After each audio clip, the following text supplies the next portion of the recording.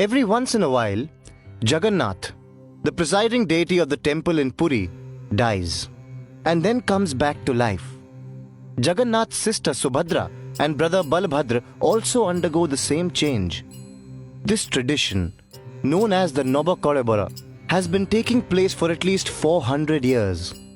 It happens when an extra month gets added to the traditional calendar year. This happens every 14 to 19 years. 2015 is one such year. Here is how Jagannath's rebirth takes place. Special neem trees called Daru Brahma are sought. These are trees which contain no nests, have an anthill and a snake near them, and contain the symbols of Vishnu. These trees are cut and transported to the pilgrim town of Puri, where they are carved as per specific ritualistic guidelines. Then, on a special night, the government declares a complete blackout in Puri, and special priests wear blindfolds before transferring something mysterious from the old image of Jagannath to the new one. This substance is called the Brahma Padarth. No one really knows what the Brahma Padarth is. Some say it is the relics of Krishna or the Buddha. Others say it is a sacred jewel or a rare fossil. There are even rumors that it is a tantric yantra or some kind of extraterrestrial material.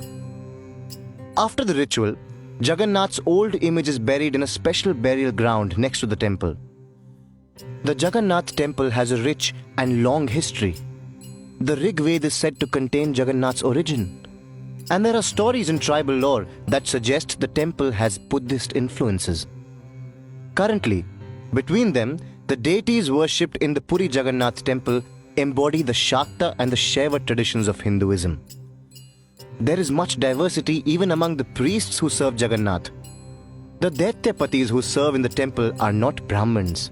The workmen who build the image of Jagannath are from a community of craftsmen called Maharana. Though the Puri temple does not allow entry to non-Hindus, a story goes that when poet Saint Sarobego, whose father was Muslim, was not allowed into the temple, Jagannath himself came out to meet him. The Puri temple has also faced its fair share of invasions.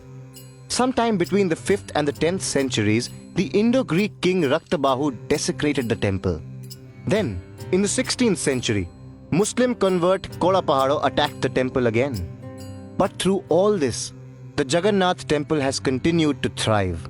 Attacks happen, religion and caste wars come and go, but the divinity that lives in the deformed and smiling deity of Puri will pass from one form to another and survive.